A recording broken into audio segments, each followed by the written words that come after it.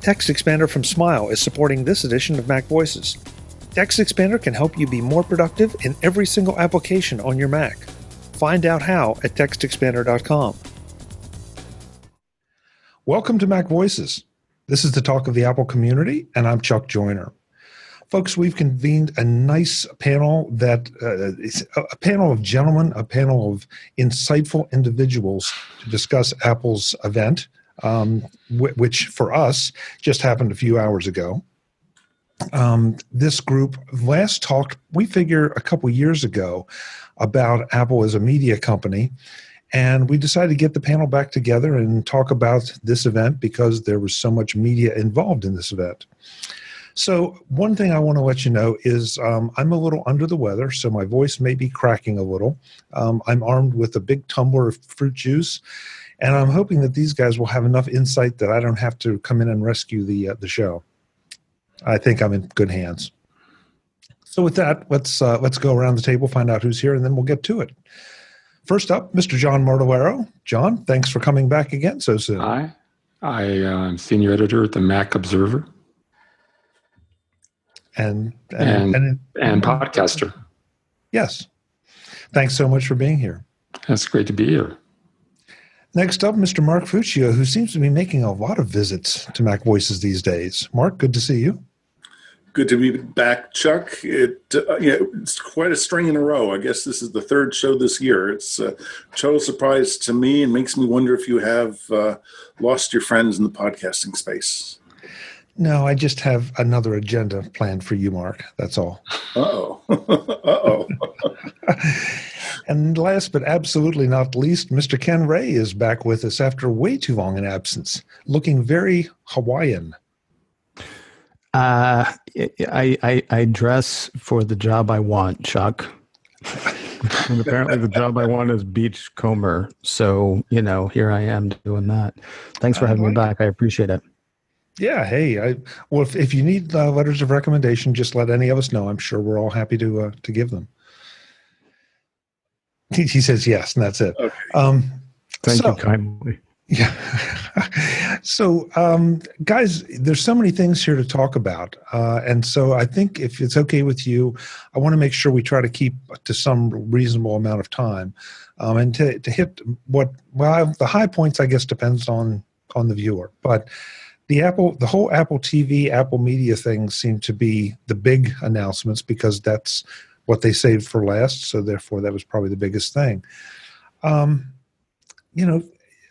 just throw it out there to whoever wants to start. What was your reaction to it? Good, bad, indifferent? Does it make a difference? Does it make no difference? I think it was great. It was glorious. The opening video was amazing. Set the standard for the rest of the production values of the show. Interesting that EQ was not on stage at any point. But they had a lot of people on stage. It was well choreographed, except for some long blank spots where they had to change the set and people, scuttled on and off stage, but it was minor. It was well produced. It was interesting. Some people thought it went a little long on the TMO team. I didn't. I thought they covered everything the way they needed to cover it in the order in which they needed to cover it. I was pleased with the Apple credit card. It's going to revolutionize credit cards. It's the way it should be. Should have been all along. So I'm interested in these new shows. Sometimes I skim around Amazon Prime and Netflix and I look at story synopsis and movie synopsis and they're kind of depressing. But from what I saw this morning, every one of those shows is something I would enjoy viewing. So my overall reaction was very positive. It was great services, great emphasis on privacy, well presented. Ken, how about you? Where do you stand on everything? Are we talking specifically about Apple TV Plus, or are we talking about everything in general? Well, let's try to stick to Apple TV Plus, since we're going to try to do it in some semblance of order. Apple TV Plus, I love the messaging about the message. I love them saying that we want to make shows. I mean, when they said the whole thing about how it would be about family sharing, I know they weren't talking about family sharing. I mean, they were talking about family sharing, like, 6 people can watch it at once and all that stuff. But what I was really excited about was the fact that they are trying to provide uplifting stories. Forgive me. So the other show that I do, or one of the other shows that I do, is all about Star Trek. And there's been a lot of talk over the past couple of years about Star Trek Discovery. And one of the things that people hated about Star Trek Discovery was that it was so dark, because that doesn't seem very Star Trek to people. And what I kept hearing from people over and over again was, well, that's the way TV is made today. And so it's great to have a company come in and say, we're going to spend $1 billion on television, but we're going to spend $1 billion on uplifting television. We're going to spend $1 billion on television that's not about somebody trying to kill somebody else or stab somebody in the back, or my cousin is my brother's uncle and we're married to, all of us, or whatever. I mean, and I'm not, somebody joked that it's going to be the Hallmark Channel. It didn't feel like that to me. The other thing that people talked about, though, so, I mean, everything really quickly to what John said, high production value is big star value. And I love the fact that they're trying to aim for a positive message. Kind of concerned that they haven't said anything about price. I was in the camp of people who thought that they were going to give away the content. And now they're saying pricing and availability will be made available later, but they said it was family sharing, so you'll be able to watch it with your whole family, which I guess means there is going to be a price associated. And that's kind of a drag to me, because I think it is hard to get people to pay to be preached to, even if it's good. If the whole thing that you're leading with is this is quality family entertainment and it's only going to cost you, okay, I'm already paying for this, I'm already paying for this. You're not going to give me Game of Thrones level sex or violence. So really, I'm paying for that? I mean, there are a lot of people. But great storytelling doesn't sound preachy. Mediocre storytelling can be preachy. If your messaging going into it is, I'm going to preach to you, then it sounds preachy. I mean, Yes. that's just it. And look, I'm going to pay for it, at least for the first month. And it's like everything. I mean, I paid for HBO for quite a while. And then when Game of Thrones was over and when they didn't have any other series that interested me, I stopped paying for it. And then when another series comes back on, like when Game of Thrones starts again in a couple of months, or a month, or a couple of weeks, I guess, I'll be paying for it again. I'm not saying it's going to fail. I don't think it's going to fail. I'm just sort of sad that, I'm just sort of sad that the richest company on the planet can't give out a good message, that they have to sell a good message, because at that point you sort of weaken your message a tiny bit. And it seems to me, but I don't know. Then again, we don't know what they're going to launch with. There has been talk in the past of one subscription to rule them all, right? It's $10 for Apple News Plus. We don't know how much it's going to be for Apple Arcade. We don't know how much it's going to be for Apple TV. Is it possible it's going to be $30, like sort of an Amazon Prime kind of thing, where, you want to pay individually, you can. It's $10 here, $10 here, $10 here, $10 here, or $30 for $5. Something along those lines, maybe. I don't want to get into the nickels and dimes, especially because they haven't announced them yet. There was a lot to chew on, though. The production quality also, everything they talked about and the star power they brought just seemed really impressive. I think one presentation nailed it, and the rest of them were kind of weak. But they're making television; they're not doing stand-up. Which one did you think nailed it, Ken? The stand-up, Kumail Nanjiani. I thought he was fantastic. I thought he was incredible because he wasn't acting, and part of it might be that I just saw The Big Sick this weekend. I watched it in some downtime over the weekend. He is stand-up. He's used to working a crowd. Jennifer Aniston's great, but she's not used to working a crowd. J.J. Abrams is great at what he does, but he's not used to working a crowd. And the other thing was, everything that he's talking about presenting is something that he's lived and done, right? He's The Big Sick was his story. Little America is his story. And he knows how to work a room. And so, all of that, I thought he absolutely nailed it. Everybody else was fine. It felt like a stodgy up front, but a good up front. Anyway, so sorry I babbled a lot there, but that's kind of my take on that one. No, that's a good observation, Ken, that a lot of the presenters don't necessarily know how to work a room. Because I think you're right. The stand-up comedian, yeah, obviously he seemed very comfortable. Everybody else was clearly reading off teleprompters. Sorry, I'm not doing such a great job of it. And Oprah got a little bit preachy for my taste. So that's where I was coming from. It almost felt to me like Oprah was doing an Oprah imitation, which is weird. But, is she like a character at this point? I mean, look, she still does quality work. I'm sure what she brings to the table is going to be fantastic, or could be fantastic. I'm not saying it's going to be terrible, just because I'm saying it felt like she was doing a caricature of Oprah rather than just being there. Although Tim Cook, he got teary. So, I guess it worked on somebody in the room. Yeah. Mark, what did you make of the fact that they didn't announce any pricing at all for the Apple TV Plus?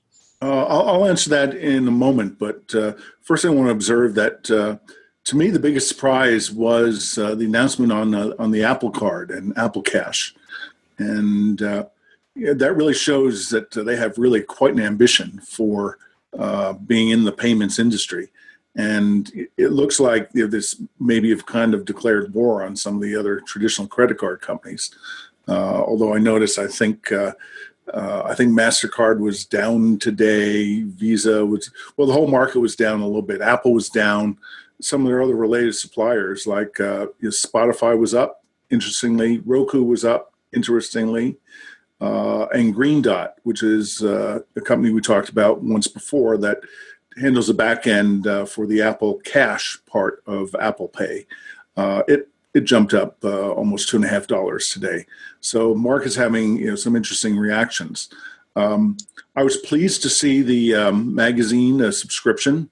I think I texted you over the weekend, Chuck, that I expect that may be coming in. And sure enough, it was a lead-off service announcement.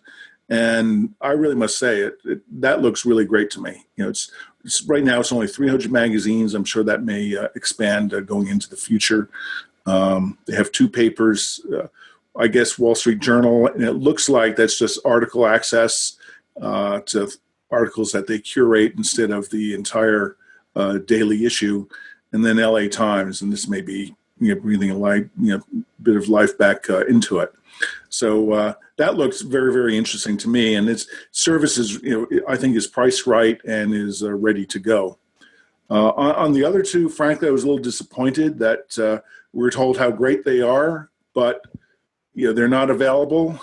They're available this summer or this fall, and we don't know how much it's going to cost. So that was disappointing. It makes me think that maybe some of the commercial deals are not done completely, or there's still some others that they're I think the technical term is they beat the crap out of them by not having them participate in this launch event, and they're leaving the door open to add additional partners and set up for a new launch event when the services actually go live. So. If you don't mind, I'm going to cut in really quickly. I do feel like, because I've heard that a lot, and I think the one thing that everybody is thinking about is AirPower. AirPower has been a colossal failure on the messaging front.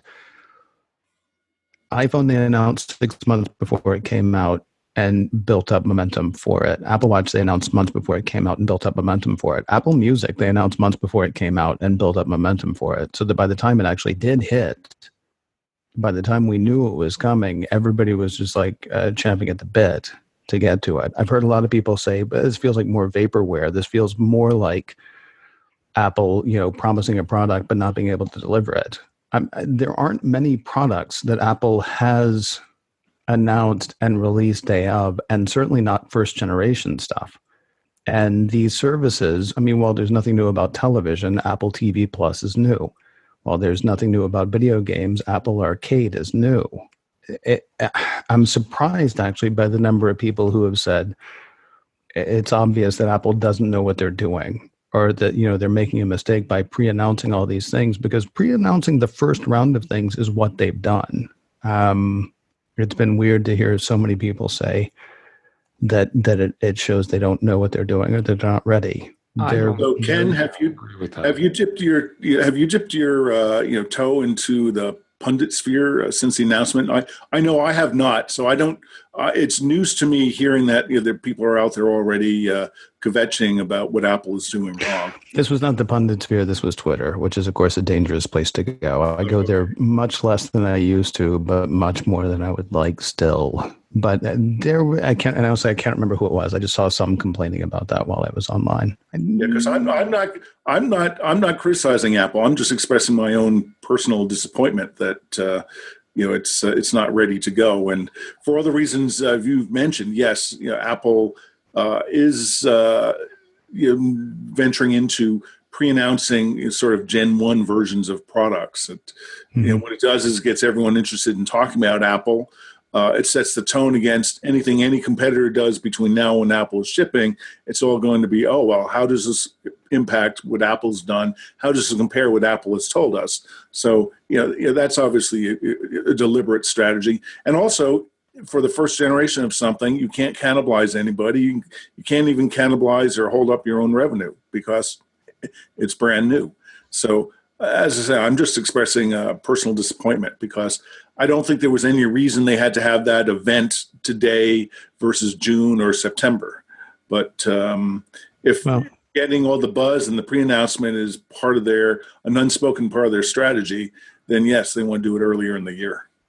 I think it was smart to not lead with the pricing because it just gives people something to, as you said, kvetch about.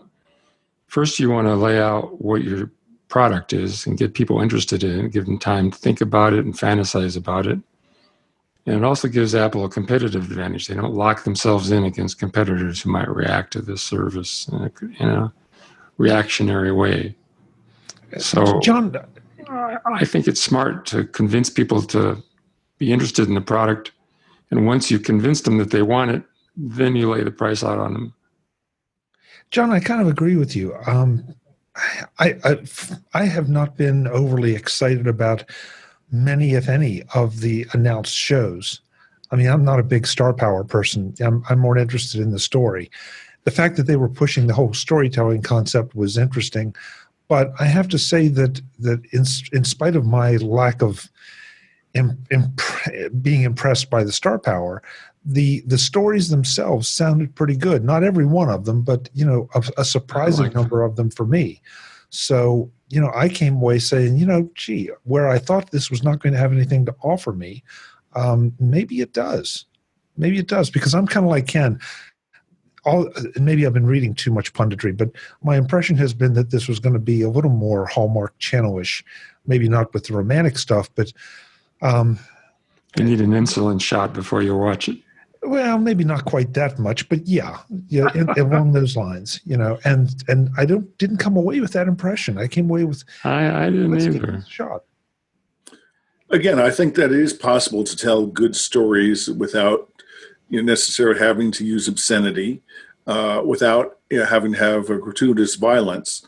Unfortunately, that just becomes so much of what's selling. So I think it may be difficult for people to think about how to make movies without it. And if we remember Hitchcock, right? If you remember the shower scene in Psycho, you never saw it. It's all imagined. So there are ways that writers can tell stories without just giving into the least common denominator of gore and violence and things blowing up and catching on fire.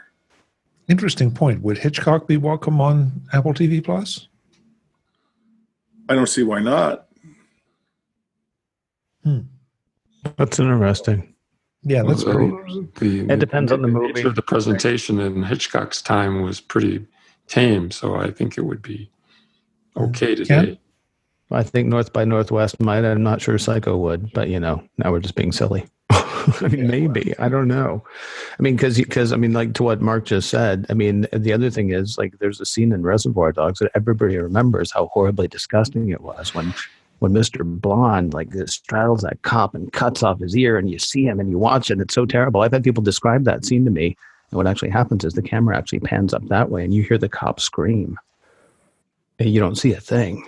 And then Mr. Blonde does come back on screen with an ear in his hand, but I've had people tell me how graphic that scene is, and it doesn't exist. It's not there. at the same time, I don't think Tim Cook's going to be like, well, okay, as long as you don't show him cutting off the cop's ear, it's fine. I mean, I think there's still a level of darkness that they're going to be like, yeah, okay. I mean, if it's about gratuitous sex, even if you're not showing the gratuitous sex, I think that probably wouldn't pass the Apple certification board. Apple certification board. You mean the curators? Curators. Yes. Yes. I almost said censors, but I didn't want to say censors. Oh, no, that's un-American. That's so 1950s. Yeah. It is.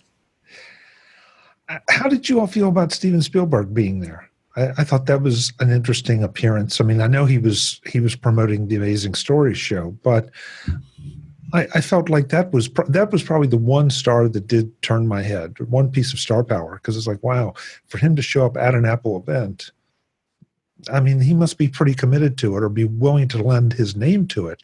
That's a pretty big deal. I think they have a big deal with them, and one thing I was reading over the weekend, the 10Q for Apple's last quarterly report, and one item that struck me of interest was they talked about debt, and then they had a section for talking about off balance sheet commitments, and they had a whole bunch of sort of generic sort of sounding language. That's for services that were committed, to purchase over time in the future, things like telecommunications and content creation and other tools. And, content creation, that looks interesting.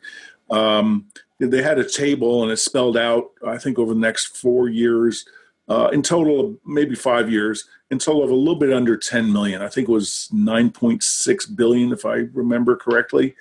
And I know that accounting rules have changed so that companies now have to report off balance sheet. I was interested, did Apple do this in the past? So I went back to when we last recorded our show. I think they have a big deal with them. And one thing I was reading. That's somehow I activated Siri. Sorry about that. So I went back in the past and looked, and I couldn't find anything on any prior one. So it may be a change in accounting principles, but on the face of it, $9 billion, that's about what Netflix is spending, their run rate of spending on content creation exiting last year. So, I think there may be quite a lot of shows and other stuff either committed or that we don't know about, or with a lot of the people we saw on the stage today. I think that while this is new to Apple and it's a new experience in management, I think they'll be okay. But one of the things we have to remember, I think, is that this is an area where things aren't as quantitative as they have been in the past. I mean, when you're going to put a CPU upgrade in a new MacBook Air, that's pretty hardcore engineering. It's just, you just do the engineering. But I think they've working with Hollywood, you're working with the vagaries of personalities and powerful personalities and production schedules and people getting sick and things that can disrupt the production of the show, or somebody gets into trouble and the star is suddenly in legal or political trouble, and so the show gets canceled. That's happened a couple of times recently. So you have plenty of time to account for the different kind of management practices that have to happen. And maybe that's why they're so early on this March 25th event. And I think that's why we saw those two guys whose name escaped me, Jamie Ehrlich, Zach Van Amberg and Jamie Ehrlich. Yes, yeah. I think that I think that's why they were there. And I think again we had the sort of the star power and other producers, like Spielberg or Oprah, at the end. So I think Apple is going to clearly entering this in a big way. It's my fear going into this is, will they really have enough to compete with the likes of Netflix? And on the face of it, it seems that they have that they do. Certainly maybe not as much in volume, but Apple is a couple years behind Netflix. And I don't know about you guys, but it seems I get 2 or maybe 3 emails from Netflix. Oh, here's a new show you might like. Here's a new movie you might like. The frequency has been edging up to the point where it's becoming spam and annoying. But I think this battle for owning the viewer's screen. It's interesting to me what Apple's doing is that they're licensing and pull through a lot of other people's content. So theirs is maybe high headliner draw for people, but the service is not dependent on it, as Netflix is on a lot of other studios, which whom they've set themselves up in competition. With Apple, it seems they're working much more cooperatively. One comment, though, Mark, you just said something interesting there. One comment that I specifically made note of is that the last two gentlemen that were on, they said that there would be new content, new editions, quote unquote, new editions every month, which I thought, okay, that's pretty aggressive. Let's assume that you took just the shows that they talked about there at the event, put those into rotation one per month. That only gets them 1, 2, 3, 4, 5, 6, 7, 8 months, give or take. I didn't. I'm just doing a real rough count. But so if that's the case, that'll get them that far. But that also means if they're going to commit to something like that and advertise that, then they've got to be doing a whole lot more of their own productions. Well, the Mac Observer keeps a list of all the shows that have been announced, and it's more than 8. It's something like 25 or 30. Oh, is it? Okay. It's announced, and we keep track of them on a special article of the Mac Observer where you can go and see a list of all of them.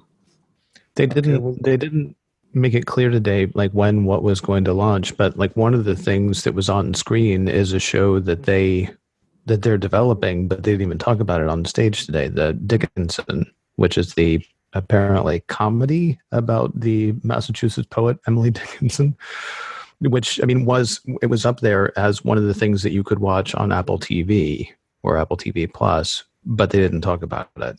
But it's one of the ones that they're doing. So there's a lot more than they talked about today. I would actually, and obviously we're all only guessing, but I would guess that the shows that we saw today are the shows that are going to be available at launch, whether they're going to be bingeable or whether they're going to be come out week per week. But then after that, when they say they're adding every month, I wouldn't assume that it's just one per month. And I wouldn't assume it's, okay, we'll pay $10 and this month you get to watch, the one with Jason Momoa and Alfred Woodard. And then next month you can watch that one and the one with Jennifer Aniston. And then the next month, that one, Jennifer Aniston, Kumail. I think probably they're going to hit with a bunch and then just keep adding, kind of the same way Netflix does. It's going to take them a while to be in the same league with Netflix. Netflix has 130 million subscribers. They've got hundreds and hundreds of shows in independent production. It's going to take a while. Apple's got to get their feet wet first and learn from experience. So what did you all think about the comment that this is going to go on all sorts of other people, Samsung, LG, Vizio, Sony, Roku? This seems to me that Apple is really sending a loud and clear message that, hey, we're serious about services and we want people to subscribe to our services whether they use our device or not. Well, I saw a tweet today that addressed that. I think it was Michael Gartenberg, I'm not sure, who said, well, why is it that Apple's engaging Apple TV content on every platform and every possible venue? But they want services revenue. They don't care. If maybe, why aren't they offering Apple News on Android? And they may. I haven't figured that out. They may eventually. At this point, Apple News on Apple devices makes a certain amount of sense, and I guess you could throw that back at me and say Apple TV Plus just on Apple devices makes a certain amount of sense, but. I don't know. That do too much too fast, maybe, huh? Yeah, that didn't bother me. I feel like, okay, this is more about content delivery with Apple being the content producer as opposed to a platform-specific thing. Okay, so you're going to be able to watch the Steven Spielberg show anywhere. And that really, the experience doesn't change on an Android device or an Amazon device or a Samsung device or a Vizio device. It's the show that's going to draw you in. Right. So in effect, what Apple is doing is it's co-opting all these other devices to make them part of their ecosystem. And, right now, I mean, there is, despite Gene Munster, there is no Apple TV device out there. The closest you get is, something like this, an iPad Pro or various versions of iPad refreshed last week. Thank you, Apple, as well as notebooks. So I think Apple is preemptively neutralizing objections. Oh, this is great, but I don't want to watch TV on my iPad. I want to watch it on my big 75-inch Vizio that I bought last week at Costco. So I think Apple, by doing this, is maximizing the total available market for them to sell their service. Again, we don't know how it's going to be priced, so we don't know how it will do against maybe things like Netflix. I have a question. Did I see or hear that some of the Amazon Prime Video content is going to be available as well? So it's not just a one-way street, that it's bilateral. Well, no, Amazon Prime, if you're a subscriber, is going to be one of the Apple channels, was as I understood it. Well, I can't remember though. Doesn't Amazon Prime Video already show up in the TV app, or am I mistaken about that? I'm not sure. I don't think. I believe it's. I only use it for Netflix, so. I believe it's one of the subscriptions.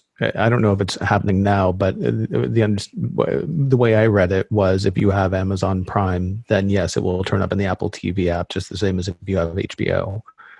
It will turn up in the Apple TV app. I don't think I can subscribe to Amazon Prime through Apple TV, nor are they going to start sharing content in that way. I don't think.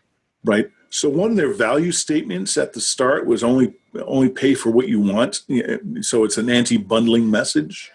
That is sort of like declaring war against some of the cable TV companies. But I wonder how that plays out here, because again, do we want Apple to be another $9.99 or $14.99 a month subscription service? Because then we have music and news and storage, assuming people are getting all of these, but things are available to them, and then something for their TV Plus. So Mark, I've been thinking what do you about all that. think?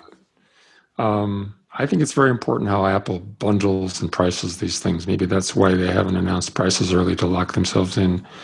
I think they're waiting to hear reaction. I think they're waiting to figure out how they're going to approach the customer. If every one of these items is an individual price, that's great, because then you can pick and choose. And if you want news but you don't want Apple TV Plus, that's fine. You can just pick the service you want to subscribe to. If Apple forces, if we're strong-armed into buying one to get the other, that would be a mistake.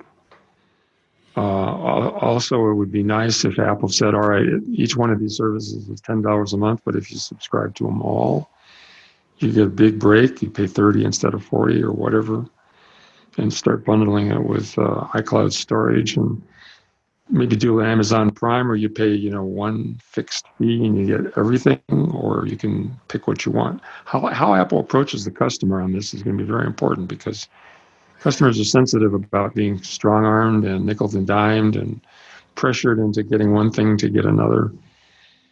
So that's how it worked out. I agree. I think their bundling is key, and I would not be surprised that we do see bundles going together. Instead of a separate bundle for print magazines, separate bundle for audio entertainment, separate bundle for video entertainment, I can see very much, get all of them for $20 or $25 or if you want to. Something per month. You want to save money, but if you want to pick and choose, then you can go your own way as well. Exactly. Or if this is the only one thing, well, that's available through dare I say it, through iTunes and the Apple video apps. You can go out and rent a single movie. Because I was pleased to see today the way they described it and the way they showed the screen is, they're unifying. You have movie content, video content, and it's all coming together in one place. Smile, the makers of world-class software, are sponsoring this edition of MacVoices. Smile makes one of the premier PDF utilities with PDF Pen and PDF Pen Pro. You use PDFs, I use PDFs, everybody uses PDFs, so having a utility that lets you do more with your PDFs just makes sense. And of all the PDF utilities, PDF Pen makes the most sense. The folks at Smile have been out there making PDF editing and manipulation easier and more approachable than anyone else. So what do I mean by editing and manipulation? Just that. If you thought you couldn't do anything with PDFs other than read them, you haven't met PDF Pen. With PDF Pen, you can not only edit, but also mark up and annotate PDFs. If the PDF came out of a scanner, you can run optical character recognition to turn it into editable text. And that's just the beginning. Need to redact something so that it absolutely can't be read? PDF Pen can do that. Need to password protect a PDF? PDF Pen can do that. Need to add or remove an image? Need to add, delete, combine, or even number pages? You can even add audio notes and attachments. If that isn't enough, step up to PDF Pen Pro to be able to create and edit forms in PDFs, create and edit tables of contents, and even turn full websites into PDFs for offline review. And of course, because it's Smile, there's a version of PDF Pen for iPhone and iPad as well, so that you can sync PDFs back and forth and still have powerful editing and annotating tools available on your iOS device. There are a host more features that might solve even more PDF problems for you. So go right now to smilesoftware.com, take a look at the full feature chart, and download a free demo version and try it out for yourself. Find out how convenient and useful having full access to your PDFs is, and then buy straight from Smile. And don't forget PDF Pen for iPhone and iPad, available on the App Store. That's PDF Pen and PDF Pen Pro at smilesoftware.com. More world-class productivity tools from Smile. Thanks to Smile for their ongoing support of MacVoices. One point John made, though, that I get distressed because this is I don't see this as a zero-sum game. I don't think it can be. So, do I want to see Apple get their share of the business? Yes, of course. But I don't think that Apple needs to take down Netflix in order to be successful any more than Amazon Prime needs to take down Netflix to be successful. I agree. I think a lot's going to depend on who has the programming I want to watch. And to use the example we've already used, if you have somebody in your home that loves the Hallmark Channel, that's fine. I mean, we all kind of know what the Hallmark Channel does. If you like somebody that likes remodeling houses, then HGTV is fantastic. Apple seems to be trying to put its stake in the ground with quality storytelling, but it's not limiting itself maybe to one particular subject. It is limiting itself to what was the word you used, Ken? Inspirational? Was that it? No, I don't think I said inspirational, but they've, I don't know, uplifting might have been what I said, but it's not quite that either. I mean, everything sounds like, that movie about the dog that everybody liked, or the movie about angels. I mean, I don't think it's, I think there's going to be dramatic storytelling, but but not just, further and further into darkness, which seems to be where so much television goes today. Apple has all future time to figure this out too. They don't have to get it right out of the box. They have to get the shows right. You can't spend $1 billion and not, the mix of the shows and the nature of the shows, they can adjust on the fly as they go. Yeah, that's true. They need a hit, though. They need at least one hit. I agree. I think they need a hit. I think they need a hit so that people will want to see it, not just this is an expensive way of getting stuff. That may appeal to some people, but again, there's a lot of inertia and switching cost, and people already are trained on how to use Netflix. A smaller number are trained on how to use Amazon Video. So I think that it is very important that Apple make compelling content and make it frictionless for people to consume it on whatever device or devices that they want. Just like they're making a big deal about unifying your watch, your phone, your tablet, your portable Mac, your desktop Mac. They're applying a similar thing here. They're just co-opting it, and we want to sell you services. We don't care whether it's our device or somebody else's device, as long as it has the appropriate video playback capabilities. You're welcome inside the tent. That's the page from the new Microsoft. We will sell you our products and solutions on the platform of your choice. Well, it works. Yeah. Don't get me started there. Don't get me started on that one. No, we're not going to do that. That's a whole nother show. How are we on time? We're doing good. But I do think we should jump over to the Apple Card and the financial part. I think that was the other big news. Mark, I know you already gave us some thoughts on that. Ken, really quickly. Yeah, no, please. Let us not give short shrift to Apple Arcade, because none of us have kids. For people with kids, Apple Arcade is potentially a big deal. For independent game developers, Apple Arcade is potentially a big deal. I'll be curious to see how the revenue split's going to go with them. But the fact that Apple is actually putting money into developing some of those, wow, something is going off today. The fact that Apple is putting money into helping developers develop new games for that, the fact that you're going to be able to go ahead and sign your kid up for this service and know that they're not going to, be caught with $1,000 worth of Smurf berries and not be targeted by ads. I mean, what they're doing there. Of course, they're not going with the same sort of positive, uplifting, whatever thing that they talked about for Apple TV. Because come on, it is still video games. But I think there's a tremendous amount there. And now, if you guys want to go ahead and go into Apple Card or whatever, that's fine. But I think, see, the problem is I'm so jazzed by entertainment that to me seemed like one of the biggest things announced today. Mm-hmm. Mark is very jazzed by the financial side, so he thinks that's probably the biggest thing that was announced today. I know people with kids who are like, every time their kid wants a new game, because then there are all these pitfalls and things you have to watch out for them, and also for people who are seriously into gaming. What was announced today could be pretty stellar. I will tell you, I have the hardest time pulling the trigger on a game, no pun intended. I have the hardest time deciding whether I want to spend $5 on a game, but I'll spend $10 for a month to see if that service is right for me. Or I'll spend $15 for a month to see if that service is right for me. They may get me back into being a casual gamer, because no matter how great the casual game is, I do stop playing. And then the next time I'm thinking about spending between $5 and $10 on a game, I'm like, yeah, but I didn't even really play that last one. At the same time, I found a casual game recently incredibly addictive, but they wanted microtransactions. And so they let me play for a certain amount, and they were like, okay, well, now you have like a 5-minute cool-off period. Well, you know what that was? That was me turning off my phone and going and doing something else. They didn't get me to buy anything. They just frustrated me with the gameplay. So, right. I mean, there's a lot that was announced in that today.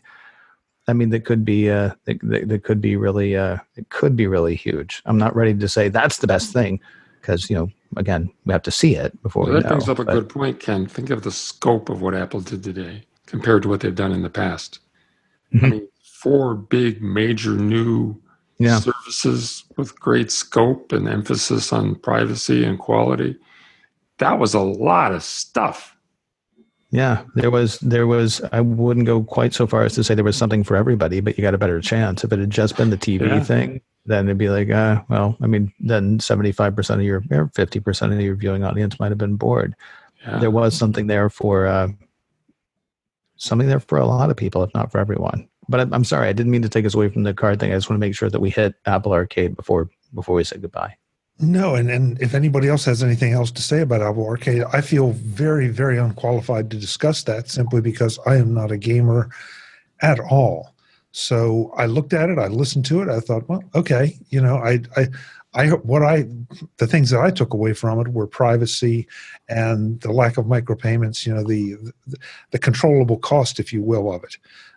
But beyond that, I have no opinion or no thoughts. John, Mark, any thoughts on what you saw or what it means? I'm not much of a gamer. So. Yes, I look at a lot of games and I'm fascinated because my devices have all this all this great graphics capability that I'm barely taking advantage of. And sort of like Ken, I have this sort of like, this remorse over, I don't know which game, some of the games I have, I just stopped using them. And it's sort of like you're interested in trying something new. So I could see myself, some of those games today look really fascinating. So to me, it was sort of like, the unexpected diamond in the rough. Maybe that's, underplaying it. But again, we don't know what the games are going to be, and we don't know what's going to cost. But, I think that I want to underscore what you others have said, that I think today was a really big announcement for Apple in terms of, it's revealing its ambition for selling all sorts of services, to their current installed base as well as everybody else. I think, it was really huge.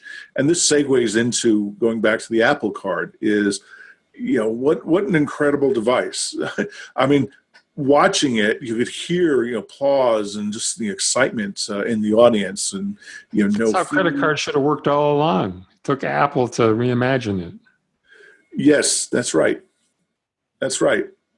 But we'll have to see. There are a lot of unanswered questions. And, I went to the site, there's a movie, and I signed up to get on their waiting list. So, I don't know what I like more, the idea of the thing or having that little titanium metal credit card with my name in it, to put in my wallet.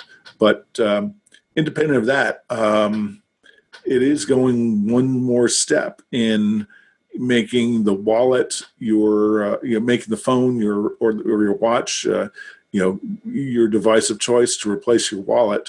And, it's global, and best I can tell, as much as they like to talk about, all these big impressive numbers and 70% of vendors or merchants in the U.S., I hardly see anybody, using a phone or watch when I'm out and about buying things. So I think they have a big, upside potential, and locking people in with a better credit card, because who doesn't like money back? Even better, what they'd said is, you get it back on a daily basis. You don't have to wait. They don't know what you bought, and they don't know what you paid. Right. And they don't sell information about what you bought. Yeah, so I think I think this is a revolutionary game changer. And again, for Apple, it's I think Ken used an analogy on one of your shows last week. It's by itself, it's not big. It may be 15 or 18 or $38 purchases, and they're maybe getting a tenth of 1% or maybe 2 basis points. 0.02% of 1%. But in volume, if you look at how much money is transacted through credit cards, this is, again, I think, to me, a very exciting upside for Apple and its shareholders, and just making all of our daily lives better. It's been an amazing thing. The analogy you're talking about, Mark, I was talking about working at a newsstand, and the guy who ran the newsstand told me it was a business of nickels and dimes, because we sold stuff that was like $1, but we sold hundreds of them an hour, and we were open for 18 hours a day. And oddly enough, after a while, people say, jokingly now, say $1 billion here, $1 billion there. Eventually you're talking about real money, nickels and dimes. Because nothing they announced today is going to be the thing. Nothing that they announced today is going to top the iPhone in its heyday. Nothing is going to top the iPhone on the downside. But they announced 4 of them today. Yes. Right? On top of all the other stuff that they have going, on top of all the other stuff that we don't even know about yet. And it's sort of like, this is not an original thought at all. They're a victim of iPhone's success. Everybody's looking for that to be the next thing. When the AR glasses come out, and they're coming, they're going to be deemed a failure at first because they're not going to sell like iPhone. Just like Apple Watch was deemed a failure at first because it didn't sell like iPhone, except now Apple Watch is the #1 smartwatch, and the AR glasses are going to change the world, but nothing's going to be the iPhone, especially not the day it comes out. I do not want to rain on anybody's parade, because I absolutely believe Apple, and I love the privacy focus of pretty much all the announcements. But Dave Hamilton made a real good point on Twitter today, as during the keynote, that Goldman Sachs and MasterCard, I mean, Goldman Sachs might not know what you bought, but MasterCard, somebody's going to have to know what you bought and where you bought it. Because otherwise, you're going to have a charge on your credit card for $110 and have no idea what it was for. So, I'm really very hopeful that Apple can impose its privacy will on those financial institutions and keep those transactions secure. Yeah, it definitely is going to be a step up and better than some of the other options that are out there. But I'm a little bit skeptical that it can be absolute. Yeah, I was thinking about. Apple never said today that they're not going to track what you're watching on Apple TV Plus. They never said that. Okay, so coming back to Chuck's point about the credit card, I was thinking about that too. At lunch today, that ultimately the credit card company has to know. Okay, you bought a bucket of nails at Home Depot, and the thing about it is the way the transactions happen right now, they're anonymized. So only the credit card company knows about it. So it'll be a one-time transaction. For everybody else, they create, as they're alluding to here and explain more in the last, or the first Apple Pay announcement, they anonymize the transactions. They create a one-time code so that, you can't use that card and go back and say, oh, well, I'd rather buy, a huge, I ripped off this code. Instead of buying nails, let me go buy a TV at my favorite Best Buy or something. I think what's going to be appealing to people is the convenience and the security of using Apple Pay or the Apple Card, and I think that might be easy for the other credit card companies to get into, but I don't see them doing it with the elegance and ease, and simplicity that Apple's doing. But right. Yes, ultimately somebody needs to know you bought a bucket of nails, or you bought a gun, or you bought an adult movie, or you bought a case of liquor. It's just that it's restricted to the smallest amount or the smallest number of people who actually need to know it. What I think is important is the user interface of the credit card. You get your account on the phone, you handle it on the phone, you apply for it on the phone. No card is mailed to you. Right. They have that interesting graphic that allows you to estimate how fast they will pay off the credit card if you make a certain payment. I am skeptical about no late fees, though. I am too. Yeah, I think that's going to go away soon. Did they actually say no late fees? It says no late fees, and that's the first thing people are going to try to exploit. And then Goldman Sachs and Apple are going to go, well, that didn't work. Well, at some point, I mean, I guess the late fee thing is frankly, it's a bit of a sham. I mean, if you miss the payment by 1 day, you're not just paying the percentage interest. They're slamming you with that big one-time hard hit that you were a day late. And I'm just wondering if Apple's banking on the fact that, okay, if there's no hard date, but the interest rates start to run, if it's going to be is it going to be more of an incentive not to make the payment? The interest rate, I suspect that it could go up if you miss a payment. Does it really, John? Does it really even have to go up if you miss a payment? It starts cranking along. Can I ask a crazy question? Is there any possibility that this thing is prepaid and that they start building on credit from there? Because one of the biggest problems with privacy and security, three of the biggest problems with privacy and security are Experian, Equifax, and TransUnion. And Apple is saying that this whole thing is going to be, you have privacy and nobody needs to know and nobody needs to say and all that stuff. And I'm trying to figure out, like, if it's all about privacy, then do I apply and have to go through Experian, Equifax, and TransUnion, which has all of this information on me, a lot of it that we didn't even realize that they were collecting. And by the way, they're also losing it from time to time, but don't worry about it. It'll theoretically be fine because they'll let you watch for 2 years. You didn't mention that, Ken. They didn't No, mention they if you had to do a credit report to get the card. They did not mention that, nor did they mention whether they'll be reporting to Experian, Equifax, and TransUnion. Are they actually looking to start from scratch? And they didn't say, and I think people might freak out if they say it's prepaid, but if they say why, In my experience, when Apple leaves stuff out, it's because at that point you don't have to worry about late fees. So I mean, I'm thinking when about Apple leaves stuff out, it's because they don't want to drag the presentation down into uncomfortable details, which we find out later. And then we go, "Oh, that's not so great." Well, actually, the way I think about that is that would be a great enhancement, for future a year from now. Because we don't know what it's doing now, but you're right. Certainly, if you have a credit, if you have a debit card, you can have, absolutely. It gives you the anonymity almost of using cash. That's not what Apple, announced today. Maybe in the future.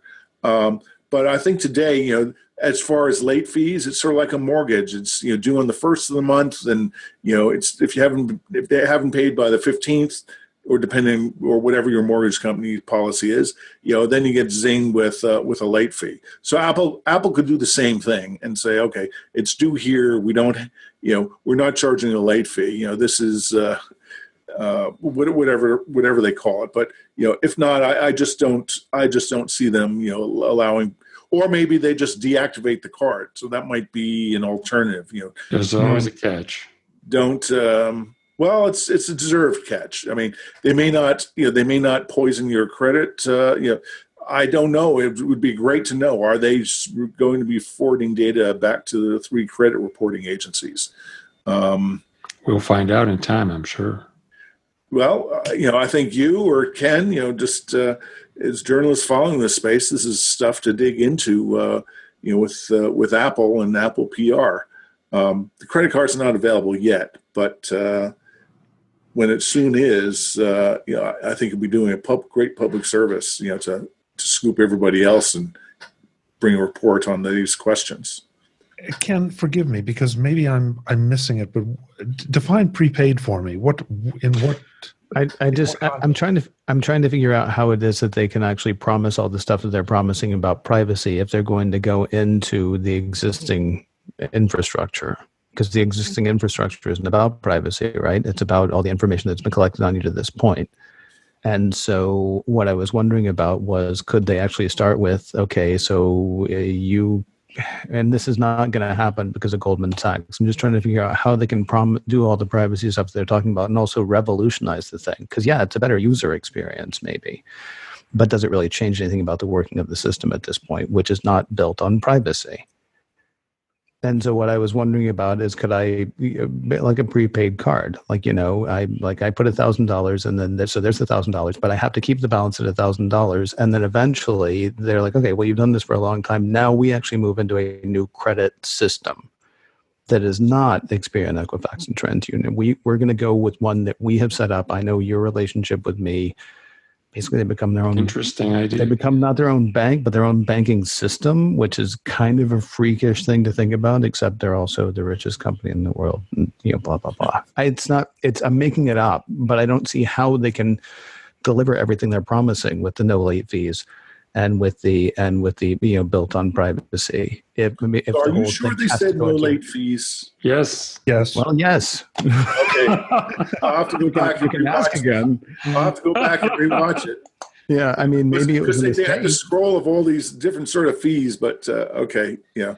I mean, maybe it was a mistake when she said it, but Jennifer Bailey did say that. Yes. Okay, but again, forgive me, but I'm drawing an analogy between the old days of long-distance telephone calls. When you got burned, if I wanted to talk to, Mark in California, I had to pay an extra rate than the guy next door to me. When the simple fact is, it really didn't cost much, if any more, to deliver the call. Okay, other than the infrastructure had to be in place, obviously. So now Apple is saying, hey, we're going to change this game. This whole concept of you getting slapped with a late fee just because you're a day late, that doesn't make sense to us. What does make sense is on that 29th, 29th, 28th, 29th, 30th day, whatever your period is for payment, that if you didn't make the payment, fine, we just start the interest clock running. And if you forget to pay, hey, no problem. The interest clock just keeps on running. And we have a better experience for you taking a look at that and knowing, or hopefully should know, what the interest is doing to you as far as, you know, and I don't believe we heard an interest rate here today either. Oh, no, absolutely not. But assuming they do that. So at some point, how do they police it? Are they going on to, you know, take on the risk that somebody, you know, runs up, you know, $2, $3, $5, $10, $12, $20,000, you know, of charges, you know, albeit maybe at a very low rate? Because I mean, that's the hammer that the credit card agencies have, is you've been a deadbeat, will poison your credits, and, you know, it's self-correcting that, you know, credit becomes more expensive to use if you have to carry. This is sounding like a loan shark. Like, Well, there's no late fee, but don't expect to pay me. Or got my baseball bat. Oh, it's nice. John, you have nice legs. It'd be all bad shame if something were to happen to the right kneecap. I know. We're gonna. Let's face it. Great go. We're a couple hours after. Yeah. I mean, we've got a lot of questions, and Sure. there are already a number of articles up around the tech web about this, and there are going to be more as we get more details. These are fun things to speculate on and ask the questions as to how it's going to work. But one of Ken's comments about the TV service, you know, Apple is the world's richest company, so they can afford to take a certain amount of risk in the hopes of remaking things a little bit and remaking them to their benefit and frankly to ours too. Well, I suspect that we will all find, depending on our credit rating, that when we apply for an Apple card, that it comes with various sizes of credit that they extend. And part of it is, you know, if you look at Apple, as much as it tries to be nice and friendly, you know, cuddly brand, you know, that everyone, you know, loves, the reality is that they're not revolutionizing and, you know, overthrowing, you know, existing makers and important influencers in markets. You know, so, you know, just as they dealt originally with AT&T and then Verizon and et cetera, I think, you know, they're doing similar things here. I think they're making some things easier. You know, the choice that they're working with Goldman Sachs as a bank instead of any of the other banks is interesting, but they still have MasterCard for, you know, their payment processing system. So they're obviously finding a way to make this better and eliminating, you know, a lot of the risk for fraud, i.e. you buy a tank of gas and somebody has a card skimmer and they take that card number and then they go on a shopping spree. You know, they'll eliminate, you know, the possibility of making that happen. So I think that's probably a large part of why they're being able to get people like MasterCard working with them while still having sort of the vanilla 1, 2, and 3% rebates based on purchases. Guys, we're starting to run just a little long or short on time, I should say. So I want to make sure we do get to Apple News Plus, because this one, I don't know. I probably am the most skeptical of this one just because of all the competition out there for free news. You know, however you want to. Whatever quality issues there are there, you know, there's free news. Certainly what we saw looked really good, and there's certainly some compelling points, at least from my perspective. But I want to know what you guys thought. John, how about start us out? My first reaction was sort of information overload. You know, for $9 a month, $9.99 a month, I can get access to all these magazines. I can't possibly utilize all that information. And they gave the first order demo on a phone. So you've got 300 magazines curated, beautifully presented, but a lot of information to read on your phone. I experimented with Zenio years ago and tried to read magazines on my 13-inch iPad. And there's issues with formatting and layout. There's issues with immediacy of the product. And when you got a magazine laying in front of you on the kitchen table, it's easy to eat your cereal and just thumb through Car and Driver. But you've got to make a specific effort to go and get this information on a device whose screen is small and limited in its ability to present a wealth of information to you. So information management and presentation is going to be a challenge. But on paper, the numbers are great. Access to all this information for $10 a month, I'll probably subscribe just to get access to selected Wall Street Journal content and other interesting articles at Vox and so on, just to make sure, because a lot of sites I go to now are paywall, or some sites say, well, you've read your 4 free articles a month, now you have to subscribe.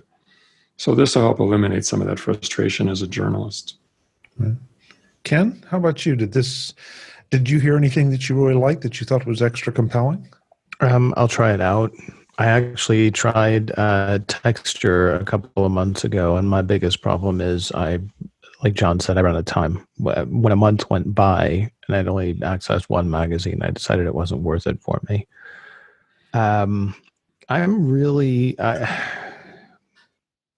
You taught me the term pain point years ago.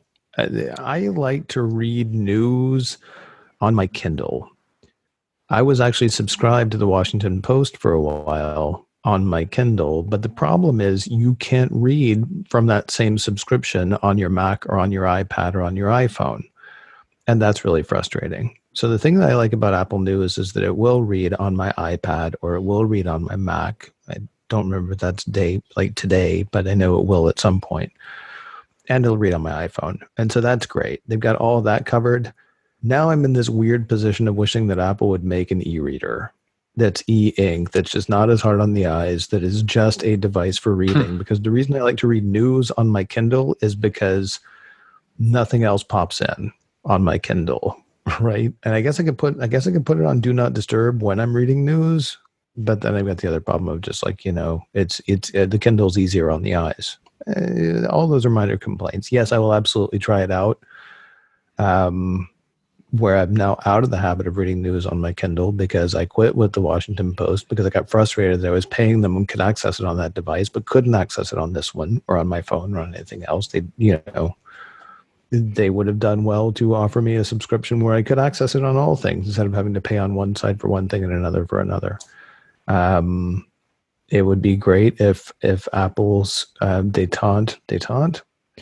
If Apple's relationship with Amazon extended to they could make Apple News for the Kindle, but that's never going to happen ever. And if it does, I'll be very happy. And I will also sign up twice for that, which then defeats what I was just saying, but I'll do it anyway because I'll just be so happy. So there I am. Yes, I'm really excited about Apple News Plus, and I'll be signing up for the free month probably later tonight or tomorrow. Okay. Mark? I was very excited when I saw it this morning, and I think there were 2 comments. I think one was, Tim Cook made the comments, when he showed the thing in front of the newsstand and showed all the things and said, oh, well, some people can only take, 3 or 4 magazines. And then later I want to give a shout out to the guy, Wyatt Mitchell, who actually gave us the demo of Apple News Plus. And I think his lead-in was, oh, well, if you want to get all of these, this will cost you $8,000 a month. Now, I certainly am not interested in, all those 300 magazines, but sort of a nuisance I have right now is sometimes through Apple News, sometimes through Flipboard, you see a link to something, and you get hit with this damn paywall stuff. Now, I know, I can close the browser, erase cookies, or open a separate browser, and all that. Just too damn much friction, just too much stuff that gets in the way. So I'm excited to see it. Plus, also, I really do miss some of the visual appeal of different magazines versus just the sort of text. We've sort of emerged into a style that magazine or publishers have for their online, that they'll have, maybe 1 or 2 pictures, and then they have just a lot of text. Well, magazines, have a lot more, and it's more layouts, and it's integrated. it will be interesting to see that and try it. It's interesting that they're trying to do this now. It seems to me that a lot of the magazine industry may be sort of in the follow on of pain that newspapers have had. That ads of all the ad spend has gone to Google and Facebook. So I think a lot of the magazines have this is more upside to them. But the bottom line is, they have writers, they have photographers, they have people who know how to, find and write and present interesting and compelling stories. The downside is, you want to read one story maybe in that entire book the entire year, or maybe once a decade, so you don't want to subscribe to it every month. So I think this eliminates the tyranny of that problem. That I speculate on the back end that Apple probably has some sort of pro rata popularity that. Whatever money comes in this month, we allocate it in order of popularity to, the different magazines, and I think that's ultimately that's very intrinsically fair. So I can sign up now. I think I'm waiting to get the new version of iOS that has this because I think that's what they said there is, you get your updated app and then go online and subscribe. Well, I can subscribe online, but I don't have the new app yet. But I'll give it a try and come back and ask me in a couple of months. It's worth noting the only new thing in all of this actually is how it's going to work out with the Wall Street Journal and the LA Times, because they bought Texture. Yes. Texture already had these deals. Apple bought Texture, and now they're basically taking that. I assume they're taking those deals and folding it into Apple News. That can only be upside for those magazines, I would think, because while we know that Apple bought Texture, the general public has no idea what I'm talking about when I say that. Right. And so this is just going to be so much more exposure to those magazines, I would think, for people. And the other thing I was intrigued about is sort of like, we all have these live photos. They're showing live photos on all these covers. So I don't know if Texture had that, but it certainly it has a tag, photographed on iPhone, because I don't think you'll get that, with anything else. Maybe if you get a red camera, you might be able to create it in post production to some standard. But it'd be very interesting to know under the hood how those images are being created. What I'm afraid of is that I'll find a really cool article at Vox on something, and then maybe if Quartz is in there, I'll get that too, and then I'll see a New Yorker article, and I'll say, "Oh, that's cool." I'll start reading that, and then my day will be gone, and I won't get any writing done.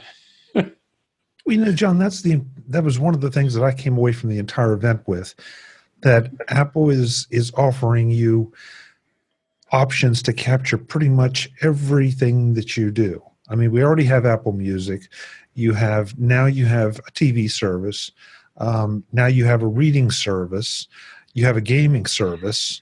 I mean, you really are watching this company remake itself into a services company, or at least a part of it. Lawn service. And by the way, you got to pay for all this stuff. So just use our credit card. It really is an interesting from a corporate structure standpoint. Where it's going. So corporate evil. Money makes more money. Well, I don't know a corporate evil, Mark. I'm just joking. I'm just stirring. Yeah, me. Yeah. But I mean, listen. Let's face it. Apple has, at least with this group and with a lot of our audience, they have a stellar reputation, and that they've earned in a whole lot of cases. I think what they're banking on is that we provide all these services with a different added special sauce, and that is protecting your privacy. Right. And that's their weapon against the competition. And they're hoping, I think, that will cause enough migration towards them and preference because of the value, the underlying values of their services, that they'll be successful financially. Yeah. Yeah. Did anyone pick up... Ann Tai, who gave the demo of Arcade, threw a couple of zingers out there against Google, which announced their Stadia, product last week, where everything would happen in the cloud and you just stream the bits for the display down. And she said, "Oh, you get this. It doesn't matter if you're on the internet. It's always with you. You can play if you're offline. You can play with you don't need an internet connection. It's again, it's sort of interesting to see just how this basic way, this architectural feature of these companies of, are they built on, cloud, or if they're built on local device, how it's boiling out in terms of the new products that they're creating or new services that they're creating and offering. Guys, I want to thank you all for taking the time. A lot of interesting points here. We did a little speculation. We did a lot of analysis. I think there was something here for everybody. I know there are different things that it sounded like Ken was excited about, that maybe John wasn't, that I was excited about, that Mark wasn't. So just going to have to see where it all ends up. But before we leave, I want to make sure we go around the room, let everyone know where they can find all of you when you're not here. Mr. Martellaro, where is the best place to locate you? You can find me at the Mac Observer. It's macobserver.com, all one word. And there you'll find my editorials and my podcast, Background Mode, which all of you have been on. Yes. Thank you so much for being here, John. It's great to see you. Great to be here. Mr. Fuccio. Okay, so easiest way is probably Twitter. I'm at Mark Fuccio, MarkFuccio, all lowercase, all written as one word. Or take the name, and if you are on LinkedIn, you can contact me there too. Great. Thanks for being here. Thank you. Mr. Ray. Probably the best thing is macoscan.com, or just look for macoscan on iTunes. That's 13 years and going. So yeah. And I'm back from Las Vegas, everybody. So there'll be a show, until I go to Vegas again. Hey, and since you mentioned Star Trek earlier, make sure you promote the Star Trek podcast. Well, we're on a little bit of a break right now, but yeah, Mission Log is a show that watches every episode of Star Trek, taking it apart for messages, morals, and meanings, and seeing whether the whole thing holds up today. missionlogpodcast.com is the website, or to look for Mission Log on iTunes as well. And start back at the beginning. Definitely. Thanks so much for being here, Ken. Thank you, Chuck. Folks, I'm Chuck Joyner. This is MacVoices. I hope you've enjoyed this. If you have thoughts, comments, if you agree, disagree, whatever, I'm Chuck at MacVoices.com, and I'm Chuck Joyner on Twitter. Please hit me up with what you're thinking. I'd love to know. Until the next time, and as always, thanks for watching. Visit MacVoices.com for show notes and to connect with Chuck on social media. Get involved in our MacVoices Facebook group, and get more out of your Apple Tech with MacVoices magazine, free on Flipboard. And if you find value in it all, consider supporting us at patreon.com/MacVoices and join these folks who help keep MacVoices coming to you. Advertising handled by Backbeat Media at backbeatmedia.com. Bandwidth provided by CashFly at cashfly.com.